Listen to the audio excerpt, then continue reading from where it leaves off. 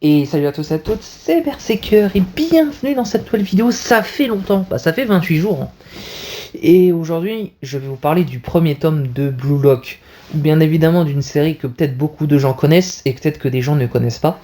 Donc bien évidemment, ça va expliquer le tome, mon avis, mon ressenti et bien évidemment ma vision des choses aussi sur le football. Et pour commencer, nous allons déjà parler de la Coupe du Monde.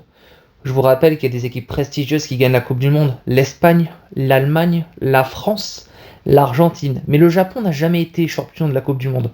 C'est aussi un fait réel. Ça veut dire que Blue Lock est aussi inspiré vraiment des performances du Japon, qui est cataclysmique. On n'a jamais vu ça dans le milieu du football. Ils ont peut-être fait 8e de finale en 2018 et 8e de finale en 2022. Mais c'est pas ça qui va faire en sorte que le Japon va devenir le meilleur pays. Tellement trop de pays qui sont au-dessus du Japon que c'est peut-être le manga qui va faire révolutionner ce pays en tant que vainqueur de cette Coupe du Monde. Bien évidemment, je vous rappelle qu'il y a une nouvelle recrue de l'Union japonaise de football, ou plutôt une secrétaire, Anri Tairi, qui sera la seule femme du manga. Je vous rappelle que tout le reste c'est que des gars, donc voilà, c'est pour à titre affirmatif. Donc Anri est une femme qui s'occupe énormément de la gestion du Blue Lock, bien évidemment ce qui va se passer plus tard, mais aussi de la gestion de la JFU qui est la fédération japonaise de football. Et du coup elle propose son idée, mais suite à cet échec, j'estime nécessaire une stratégie de renforcement de notre sélection en vue de la prochaine Coupe du Monde. En fait, elle s'inquiète parce que le niveau du Japon est cataclysmique. Comme je vous l'ai dit en début de vidéo, le Japon est totalement naze au foot. Ensuite, il y a le président de l'Union japonaise de la JFU, Borutsuta. Donc en fait, ce gars, il pense plus à l'argent qu'au foot. C'est un peu le businessman qui va penser qu'à ça. Et du coup, en gros, lui, il est très contre de l'idée de Henry, bien évidemment, parce que il va mettre ses arguments face à table, comme quoi, voilà, il est contre, quoi. Il n'a pas trop d'arguments en plus. Henry s'énerve en disant « On ne remportera jamais la Coupe du Monde. » T'es vraiment sérieuse, ma petite Henry? Tu crois réellement que le Japon peut être champion du monde? Si elle le croit, chacun peut croire à ses espoirs. Je sais pas, il y a bien des sports qui y a des croyances. Par exemple, si tu crois être champion, tu vas être champion. C'est avec la détermination que tu peux déplacer des montagnes. Et Henry va prouver que ces jeunes talents pourront devenir champions du monde. Et c'est bien évidemment, elle sera en collab avec un autre gars que vous verrez plus tard dans le manga.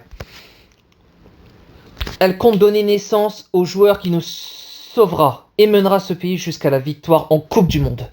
Regardez-moi bien ce coach. Je vous présente l'homme que se brisera le carcan du football nippon actuel. Ah oui, parce que Nippon, Japon, vous avez compris, Nippon, c'est le Japon. Jinpachi Ego, alias le psychopathe pour ma part. Parce que bon, ce gars n'est pas un mec sain. Je vous rappelle que... Je vous rappellerai plus tard pourquoi, mais je vais l'appeler le psycho. Bref, bon, plus tard, on rencontre un joueur qui s'appelle Yoichi Sagi.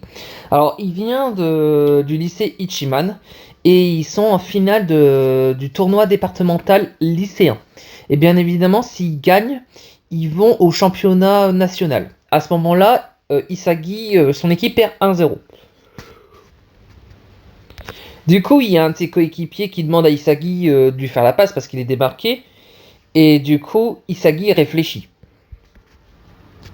Donc Isagi dit, si je lui fais la passe, le but est assuré. Et du coup, son entraîneur lui dit, qu'est-ce que tu fous, Isagi? Fais-lui la passe. Si tu ne marqueras pas, si on ne marque pas maintenant, on est foutu. Un pour tous et tous pour un.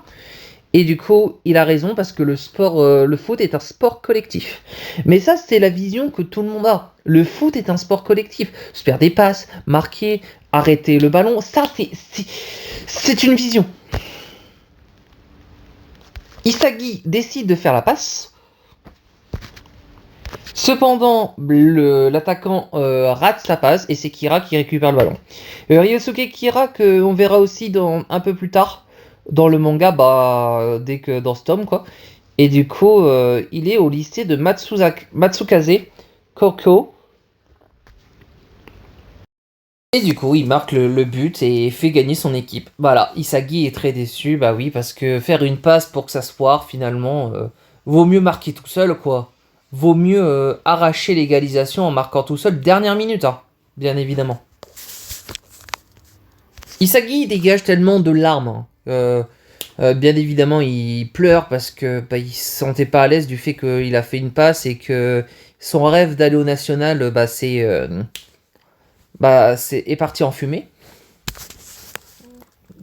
Cependant, ce dernier a été sélectionné pour faire partie d'un stage d'entraînement intensif national.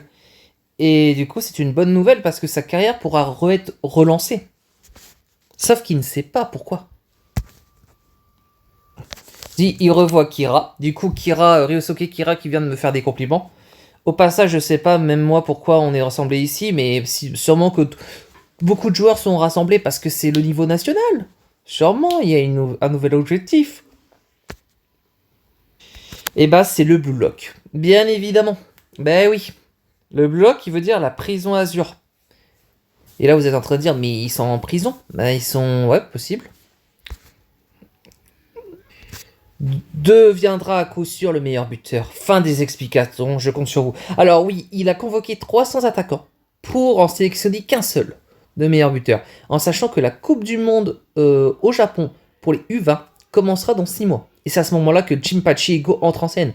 Parce qu'il veut absolument faire en sorte d'avoir des perles rares. Et qui dit perles rares, qui dit qu'il va devoir leur faire compter sur leur ego à eux-mêmes. Voilà pourquoi il n'y a pas plus prestigieux qu'un buteur. Alors si vous préférez jouer les bisounours, foutez le camp. Mais le délire complet ce type, il va beaucoup trop loin là. C'est honteux. Retirez ça immédiatement. Bah là en fait il a une vision du foot ego qui fait qu'en sorte il veut juste que des buteurs. Limite 11 buteurs c'est très bien. Ça permet à l'équipe du Japon de gagner ses matchs. Honda, Kaguya et tant d'autres, nous avons grandi et les admirants se battent tous ensemble avec courage. Ce sont eux mes idoles. Vous avez tout faux. Honda. Kawakawa. Ah bah Igo, il est un peu psycho, hein. Je te rappelle que il n'hésiterait pas à enfermer 300 attaquants dans un gymnase, hein. C'est ce qui va être le cas. Je préfère marquer un triplé et prendre 3 à 4 que faire une passe décisive et gagner 1-0. Hélas, on part sur des présentations de joueurs en mode Eric Cantona, le plus grand footballeur du XXe siècle, a dit moi, tant que je peux briller, je me fous de l'équipe. Et oui, ils vont partir sur l'égoïste maintenant. Plus sur le collectif. Ils vont devenir égoïstes. On ne devient pas le meilleur buteur du monde. On doit être les premiers égocentriques. Je suis sûr que cet homme dit n'importe quoi. C'est ce genre de joueur que je veux offrir à ce pays. Personne ne m'a jamais enseigné ça. Et oui, c'est un autre enseignement que Isagi va devoir faire affaire. Ego a une vision du foot totalement différente de lui au début de l'œuvre. Et ça se voit direct. Hein. Isagi pense au collectif, Ego pense à l'individualiste.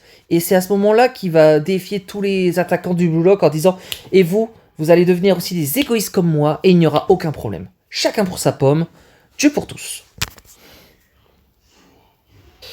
Je veux donner naissance à un héros unique, qui se dressera au sommet de 299 cadavres. Je n'ai aucun palmarès à mon actif. Et je suis qu'un pauvre attaquant anonyme. Bien, mes chers talentueux diamants bruts, laissez-moi conclure là-dessus. Et voilà. Ego qui fait une provocation en mode, voilà, les 299 autres seront des cadavres et toi tu seras le meilleur attaquant. À tout le monde, hein, il l'a fait. En disant, voilà, je veux du spectacle. Et pourtant, vous tirez vous-même au but, sans la moindre hésitation. Tout est dit. Seul ce genre d'individualiste aliéné est digne d'avancer jusqu'à moi. Et oh là là, avec un flow. Il veut montrer à tous ces jeunes joueurs qu'il a le potentiel de les créer en tant que nouveaux joueurs. Et là, tout le monde va-t-il s'avancer? C'est une excellente question. Et du coup, nous avons Isagi qui avance et qui dit « Je suis un buteur ». Bah oui, un buteur. Et il va prouver qu'il va être un buteur. Du coup, ils arrivent tous. Bon, c'était devant les cars, etc. Ils sont emmenés via les bus. Et en fait, Du coup, tout ce qui est portefeuille et téléphone portable sont confisqués. Et du coup, ils ont chacun une combinaison avec le numéro de la salle et le numéro du classement. Isagi est 299 sur 300. Du coup, voilà, il rencontre les autres joueurs. Donc, nous avons deux joueurs, un qui s'habille et l'autre qui dort comme une marmotte.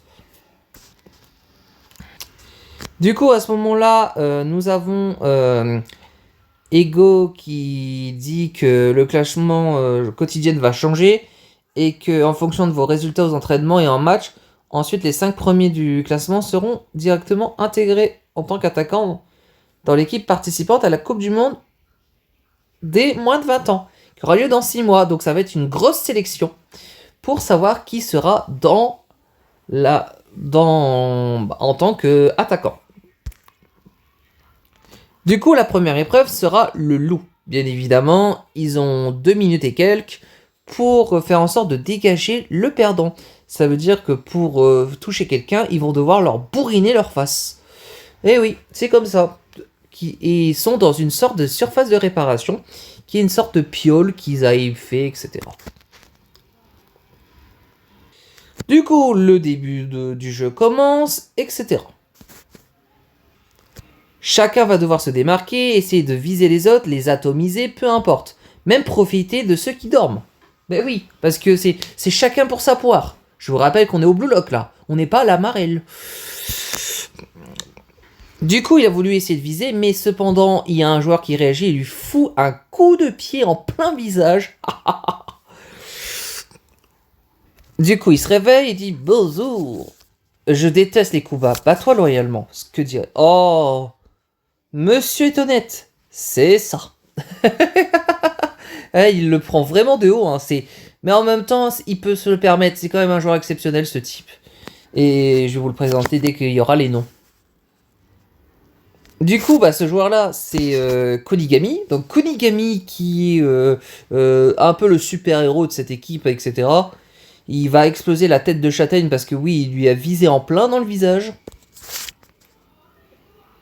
Au classement, il est 291e. Et là, la tête de châtaigne qui profite d'encercler Isagi pour essayer de l'avoir. Du coup, vu qu'il a reçu le ballon et qu'il s'est fait exploser par Kunigami, Isagi a dit, bon voilà, je vais m'occuper du plus faible. Et l'autre, il reste 29 secondes. Il dit, stop, ne m'approche pas, je te dis. Et du coup là, Isagi réfléchit, mais il lui reste pas beaucoup de temps. Sur qui il va viser? Si je lui fais la passe, c'est le but assuré, mais moi je suis 299e. J'ai plutôt intérêt à esquiver jusqu'au bout. J'aurais tellement voulu gagner. Je suis venu ici pour transformer ma vie. Je veux devenir le numéro 1. Et si je ne bats pas quelqu'un de meilleur que moi. Ah, mais là en fait, c'est la question. Il faut absolument viser le plus fort. Et ça, il faut le faire. Et du coup, il dit rien ne changera. Et en fait, à ce moment-là, Isagi a pensé... En fait, dans son état d'esprit, il pense que viser quelqu'un qui est plus fort lui fera changer de personnalité. Et lui fera en sorte de devenir quelqu'un de meilleur. Quelqu'un de plus talentueux au football. Autant que ça soit du plus fort. Et là, il y a Bachira qui lui vole le ballon. Et qu'il est 290e. Hein. Attention. Hein. Il a quand même 9 places de plus que Isagi. Il essaye de foutre un coup de pied à Kira, bien évidemment. C'est une belle ruse, ça. Isagi fait la passe à Bachira. Ou non, c'est plutôt l'inverse. Bachira fait la passe à Isagi. Et il explose Kira avec une frappe démentielle qui lui fait pisser le sang du nez. Et donc là, la fin du jeu est finie. Et c'est Kira qui part. Et pourquoi avoir choisi ce jeu stupide? Ça n'a rien à voir avec le football. Ou alors faudrait m'expliquer quoi le rapport. Sache qu'au Blue Lock, absolument tout est lié au football. Regarde autour de toi, monsieur l'élite lambda. Hein? La superficie de cette pièce est de 16,50 m sur 40,32. Et alors? Ok, j'ai pigé pour la taille de la salle, mais... Oui, parce que c'est la taille de la surface de réparation. Mais je persiste à dire que cette épreuve n'a rien à voir avec le football. et qu'on attend de celui qui s'échappe, c'est son feeling relationnel, son sens tactique et son positionnement. Quant à celui qu'on poursuit sa cible, on le jugera sur la précision de son dribble et sur sa qualité de tir sur un cible en mouvement. C'est donc un excellent entraînement pour le football blaireau. Et donc, comment pouvez-vous évaluer sur à peine plus de 2 minutes? En match de foot, ça dure 90 minutes. Oui, mais il est pas bête. Ego n'est pas bête. Il a choisi ce jeu pourri pour tester ta qualité dans la surface de réparation. Et vu que t'as été nul et que tu t'es fait surprendre, bah c'est toi qui pars. C'est comme ça. C'est la vie. Avis sale. Oh. Bon, j'arrive plus à dire la phrase. Il t'aurait suffi d'allonger juste un peu la jambe. Hein. Ouais, effectivement. Juste un peu la jambe pour l'emporter. Et ouais, parce qu'il analyse. Ego analyse. Dans ce jeu du loup, garder le ballon peut faire de toi le perdant. Mais toucher quelqu'un d'autre te confère aussi le pouvoir de gagner. Un buteur se doit de prendre ses responsabilités et de lutter jusqu'à la dernière seconde. C'est la vision des choses d'Ego. Hein. Comme je vous l'ai dit, pour Ego, tout est rationnel. Hein. Il a une vision rationnelle du football. Tu as perdu, Ryosuke Kira. Fiche le corps d'ici. Ah, mais ça parce que Bachira surgit sans prévenir. J'étais pas prêt. Et ouais, c'est comme ça. Bachira était plus malin que toi. Et oui, faut pas oublier que Bachira, même s'il dort et qu'il fout des coups de pied dans les visages, il est balèze, hein. C'est ça l'effet de la victoire. Gravez-vous ça dans le crâne. Votre ego grandira chaque fois que vous goûtez à cette agréable sensation, au point d'attendre des sommets et de devenir le meilleur buteur du monde. Bon voilà, ensuite, après la sélection du loup, bien évidemment, ils font les sauts. Donc il y a l'entraînement des sauts, donc il y a Kwon et Isagi. On voit qu'Isagi saute à 61 cm.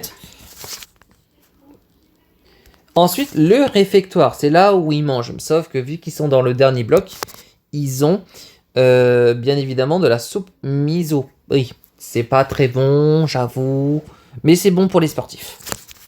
Ah, vous préférez vos burgers peut-être, vos hot dogs, vos pizzas, vos kebabs hein. Et non, il n'y a pas de ça. Et nous avons un autre joueur présenté dans l'équipe Z, Gagamaru. Bien évidemment, Gagamaru a une détente de malade, que vous verrez ça dans les prochains tomes. Il y a aussi, bon, lui, il est Osef, mais bon, c'est Naruaya, bon. Et voilà, c'est l'heure d'aller dormir. Bah oui, ils ont un petit couvre-feu. Et ensuite, bon, couvre-feu, entre guillemets, ils peuvent quand même aller s'entraîner la nuit. Et nous avons Isagi et Bachira qui jouent l'un envers l'autre. Et donc, vu qu'ils ont une chambre commune, hein, parce que oui, ils vivent tous en communauté, attention, nous avons Ego qui fait une annonce à tout le monde et qui dit « La vie au bloc vous plaît ?» Donc là, on va commencer les petites sélections. Donc, la première phase. Et bien évidemment, ce qui va se passer, c'est qu'il y aura... Ils sont dans 5 blocs. Sont 25 équipes chacune. Et du coup, à ce moment-là, ils vont devoir jouer contre les 4 équipes du bloc.